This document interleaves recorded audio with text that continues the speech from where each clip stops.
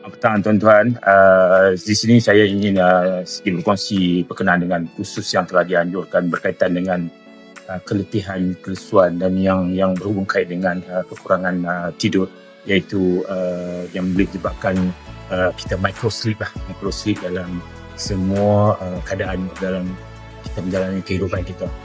So saya berpendapat kursus ini amat penting untuk seluruh masyarakat untuk lebih mengetahui dan mengambil berat berkenaan dengan kekurangan tidur ini yang boleh menyebabkan microsleep yang rata-rata selama ini kita melihat berlaku pelbagai insiden di luar, kemalangan yang meragut nyawa puluhan ribu orang yang berkaitan dengan kekurangan tidur ini yang menyebabkan microsleep dan akhir sekali menjerumus kita dalam insiden kemalangan yang menyebabkan kematian.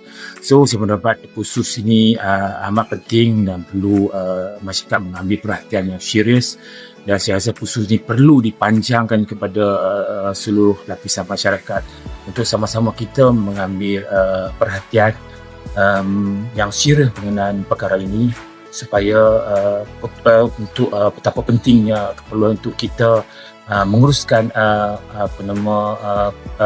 urusan tidur kita supaya yang lebih efektif, supaya kita dapat menjalani kehidupan yang lebih baik dan sihat di masa akan datang. Sekian, terima kasih. Lepas kursus ini, apa yang saya belajar adalah tentang kepentingan untuk mengukur target yang baik supaya kita boleh sentiasa segar dan berhati-hati ketika jalan raya. So saya rasa kursus ini sesuai untuk dipanjangkan kepada pegawai negeri. Thank you, Pinnacle Commission, for organizing for brain setting in fitness. I have brief experience and I also learned how to manage for people and also increase my awareness on this. And I would highly recommend this program to other Pinnacle Commission staff as well. Thank you.